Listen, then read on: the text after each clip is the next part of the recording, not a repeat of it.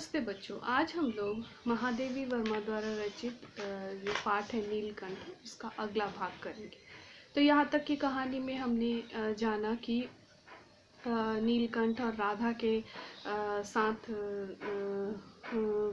कैसी व्यवस्था थी और वो लोग कितने खुशी खुशी जाली घर में रह रहे थे। महादेवी वर्मा के जो छोटा सा उसका उनका चिड़ियाघर था, उस चिड़ियाघर में बाकी पशु पक्षियों के साथ किस तरह से रहते थे और नीलकंठ सभी का नेतृत्व करता था। नीलकंठ सबका किस तरह से ख्याल रखता था और उसे एक परफेक्ट जेंटलमैन की उपाधि भी लेखिका के अतिथियों ने दे दिया था, क्योंकि वो जब भी वो आते थे तो वो खड़े होकर अपने पूंछों अपने पंखों को फैलाकर नृत्य की मुद्रा में खड़े हो जाते थे, जिसे देखकर महादेवी जी की जो अतिथि आते थे उनको बहुत अच्छा लगता था। उनको लगता था कि ये सम्मान सूचक है और हमारा स्वागत करने के लिए ये खड़े हो गए हैं। तो इस तरह से वो लोग बहुत ही खुशी खुशी वहाँ रहने लगे थे।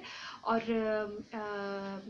मेघों का या बरसात का जो मौसम होता है वो सभी मोरों के लिए बहुत ही प्रिय मौसम होता है, ऋतु होता है। तो इस मौसम में वो किसी भी तरह से जाली घर के अंदर नहीं रहना चाहते थे। नीलकंठ को अगर निकाल दिया जाए तो वो हमेशा राधा का इंतज़ार करता था और राधा को निकाल देने पर दोनों बहुत ही खुशी खुशी पूरे लेखिका के पूरे उपवन में घूमते रहते थे। तो अब आगे की कहानी। मेघों के गर्जन की ताल पर ही उनका नृत्य आरंभ होता और फिर मेघ जितना अधिक गरजता, बिजली जितनी अधिक चमकती, बूंदों की रिमझिमाहट जितनी तीव्र होती जाती, नीलकंठ के नृत्य का वेग उतना ही अधिक बढ़ता जाता और केका के का स्वर उतना ही मंद से मंदतर होता जाता। यानी जितनी ज़्यादा बारिश पड़ती, जितनी ज़्यादा बरसात पड़ती, जितनी ज़्यादा मेघ घुमड़ कर आते, उतनी ही तेज़ उनकी वो नाचने लगते। और नीलकंठ के साथ राधा भी ताल देती, उसको नाचने में उनकी मदद करती और उनकी आवाज़ जो है वो मंद से मंद होती जा रही थी। वर्षा के थम जाने पर वह दाहिने पंजे पर दाहिना पंख और बाएं पंजे पर बायां पंख फैलाकर सुखाता। यानी जब बारिश खत्म हो जाती, पहले तो वो बारिश में नाच नाच के अपनी खुशी जाहिर करते थे, और जब बारिश बंद हो जाती थी तो अपने पंजों के ऊपर जिस तरफ का पंजा उसी तरफ के पंख को फैलाकर उनको सुखाते। कभी कभी वे दोनों एक दूसरे के पंखों से टपकने वाले बूंदों को चोंच से पी कर पंखों का गीलापन दूर करते थे। मतलब एक दूसरे के पंख से गिरने वाले बरसात के जल को वो पीते थे और पीकर उसको सुखाने की कोशिश करते थे। इन आनंद के क्षणों में एक करुण घटना घटित हो गई। यानी ऐसे ही खुशी खुशी वो अपने दिन बिता रहे थे और बिताते बिताते एक बहुत ही कष्टदायक या दुखदायक घटना घटी। एक दिन मुझे किसी कार्य से नखास कोने से निकलना पड़ा और बड़े मियाँ ने पहले के समान कार को रोक लिया। यानी लेखिका जो है वो नखास कोने पर किसी काम से गई थी और उन्होंने देखा कि बड़े मियाँ ने उनकी गाड़ी को रोक दिया है। बड़े मियाँ की भाषण मेल फिर दौड़ने लगी और बड़े मियाँ फिर से ही जैसे भाषण देते थे वैसे ही वो भाषण भी फिर से भाषण देने लगे। देखिए गुरुजी, निर्दयी चिड़ीमार ने बेचारी मोरनी का क्या हाल किया है। यानी एक चिड़ीमार एक मोरनी को ले आया था जो बहुत बीमार थी, जिसे बहुत चोट लगा था। ऐसे कभी चिड़िया पकड़ी जाती है? आप ना आई होती तो मैं उसके सिर पर इसे पटक देता। यानी जो इसको लेके आया है मैं उसे ही दे देता, पर आपसे भी यह अधमरी मोरनी ले जाने को कैसे कहूँ, क्योंकि वो जो मोरनी थी, वो जो बच्चा था चिड़िया का, वो मोरनी थी और वो एकदम अधमरी हो चुकी थी, उसको बहुत ज़्यादा चोट लगी थी। सारांश ये कि 7 रुपए देकर मैं उसे अगली सीट पर रखकर घर ले आई। यानी कंक्लूजन यही था कि लेखिका ने 7 रुपए देकर वो जो अधमरी सी मोरनी थी उसे वो घर ले आई अपनी गाड़ी में रखकर। एक बार फिर मेरे पढ़ने लिखने का कमरा अस्पताल बन गया, यानी उनका जो स्टडी रूम था वो फिर से अस्पताल बन गया, क्योंकि वो जो बच्चा मोर का वो लेके आई थी, जो मोरनी वो लेके आई थी, उसे चोट लगी हुई थी, उसे बहुत इसीलिए उसके उसका ख्याल रखने के लिए उनका जो स्टडी रूम था वो अस्पताल बन गया। उसके चोटिल पंजों की मरहम पट्टी और देखभाल करने पर वह महीने भर में अच्छी हो गई, यानी उसको जहाँ जहाँ चोट लगी थी उन चोटों पर मरहम पट्टी की गई, उनका देखभाल किया गया, उसको केयर किया गया, और महीने भर में मतलब 1 महीने के अंदर वो एकदम ठीक हो गई। उंगलियां वैसे ही टेढ़ी मेढ़ी रही, लेकिन उसकी जो पंजे थे, पंजे की जो उंगलियां थी वो टेढ़ी मेढ़ी ही रही, परंतु वह ठूठा जैसे पंजों पर डगमगाती हुई चलने लगी, और वो उन्हीं टेढ़े मेढ़े पंजों से चलने लगी। तब उसे जाली घर में पहुंचाया गया, और उसके बाद अब वो ठीक हो चुकी थी, और वो लेखिका के कमरे में और उसे रखा नहीं गया, उसे ले जाकर फिर से अब नई जगह जाली घर में रखा गया। नाम रखा गया कुब्जा। कुब्जा यानी जो कमर से टेढ़े होते हैं, जो ज़्यादा लंबे नहीं होते हैं, झुक के चलते हैं, तो उनको कुब्जा कहा जाता है। तो कुब्जा जो है वो कुबड़ी होती है, यानी जो कमर से नीचे की तरफ झुकी होती है उसको कुब्जा या कुबड़ी कहा जाता है, तो इसका नाम भी रखा गया कुब्जा। नाम के अनुरूप वह स्वभाव से भी कुब्जा ही प्रमाणित हुई, यानी जैसे नाम वैसा ही उसका स्वभाव था, वो एकदम अच्छी नहीं थी, वो किसी से मिलती जुलती नहीं थी, किसी के साथ उसकी मित्रता नहीं थी। अब उसको नए जाली घर में डाल दिया गया, और उसके बाद की घटनाएं कुछ इस तरह से थी।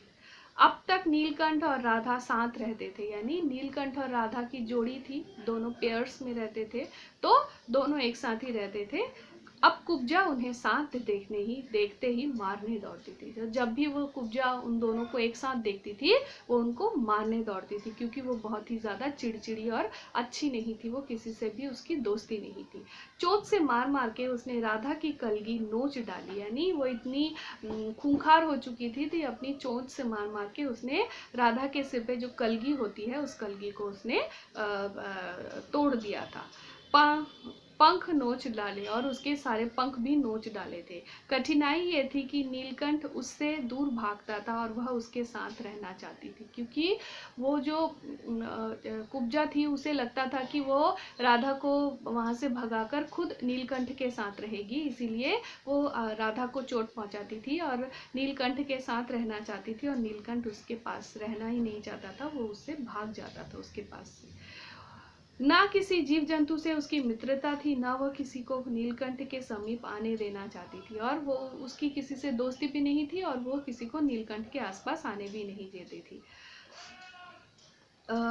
इस बीच राधा ने 2 अंडे दिए, जिसको वह पंखों में छिपाकर बैठी रहती थी, यानी अब उनका मौसम, अंडे देने का मौसम आया तो उसने 2 अंडे दिए, और उसे वो सेने के लिए, हैच करने के लिए उसके ऊपर बैठ के उसे छुपाकर, अपने पंखों के अंदर छुपाकर वो बैठी रहती थी। पता चलते ही कुब्जा ने चोंच मार कर राधा को ढकेल दिया, और फिर अंडे फोड़कर ठूठ जैसे पैरों से सबको छितरा दिया, यानी उसके बाद उसकी असली नीयत सामने आई। उसने उसके बच्चों, राधा के जो 2 अंडे थे उसे फोड़ डाले, और अपने गंदे टेढ़े मेढ़े उंगली वाले पैरों से उसने उन अंडों को छितरा पितरा दिया, यानी वो नहीं चाहती थी कि उसके बच्चे हों, और उसको लेकर ये दोनों बहुत खुश रहे, क्योंकि वो बहुत ही क्रूर स्वभाव की थी, बहुत ही ईर्ष्यालु थी। हमने उसे अलग बंद किया तो उसने दाना पानी छोड़ दिया, यानी जैसे ही उस कुबड़ी को अलग कर दिया, कुब्जा को अलग कर दिया, तो उसने खाना पीना छोड़ दिया, और जाली पर सिर पटक कर घायल कर दिया, और अपने ही सिर को जाली से पटक कर अपने आप को उसने चोट पहुंचाई। इस कलह कोलाहल से और उससे भी अधिक राधा की दूरी से बेचारे नीलकंठ की प्रसन्नता का अंत हो गया, और इस तरह से ये जो झगड़ा होता था, इससे सबसे बहुत ज़्यादा परेशान होकर नीलकंठ जो है वो बहुत ज़्यादा दुखी रहने लगा। वास्तव में नीलकंठ मर गया, यानी धीरे धीरे नीलकंठ जो है वो मर गया, क्योंकि उसको राधा से अलग कर दिया गया था और वो उस राधा को छोड़कर अलग ना रह पाता था, और धीरे धीरे राधा जो है, नीलकंठ जो है वो मर गया। नीलकंठ के ना रहने पर राधा को निश्चेत सी कई दिनों कोने में पड़ी रही, और नीलकंठ के मर जाने पर राधा भी उसके विरह में, उसके दुख में अलग से चुपचाप कोने में पड़ी रही। वह कई बार भागकर लौट आया, अतः वह प्रतीक्षा के भाव से द्वार पर दृष्टि लगाए रहती थी। तो वो क्या करती थी, वो इंतजार करती थी, उसे लगता था कि नीलकंठ आएगा, परंतु कुब्जा के ने कोलाहल के साथ खोज ढूंढ आरंभ कर दी, और कुब्जा जो है उसे ढूंढने लगी कि कहीं पता नहीं नीलकंठ कहाँ चला गया। खोज के क्रम में वह प्राय जाली का दरवाजा खुलते ही बाहर निकल आती थी, और आम, अशोक, कचनार आदि की शाखाओं में नीलकंठ को ढूंढती रहती थी, और जब भी दरवाजा खुलता था वो वहां से भाग जाती थी और आसपास के जो बगीचे में जो पेड़ थे उन पेड़ों में जाकर नीलकंठ को ढूंढती रहती थी। एक दिन आम से उतरी, यानी एक दिन एक आम के पेड़ से उतरी, और कजरी एक कुतिया थी जो सामने पड़ गई। स्वभाव के अनुसार उसने कजरी पर भी चोंच से प्रहार किया, क्योंकि उसकी आदत थी वो सबके ऊपर चोंच से प्रहार करती थी, तो उसने वही किया। परिणाम, कजरी के 2 दांत उसकी गर्दन पर गड़ गए, और परिणाम ये हुआ कि कजरी ने भी अपने 2 दांतों को, क्योंकि वो कुत्ते जो होते हैं वो काटते हैं, तो ये कुतिया ने क्या किया, अपने 2 दांत उसकी गर्दन पर गड़ा दिया।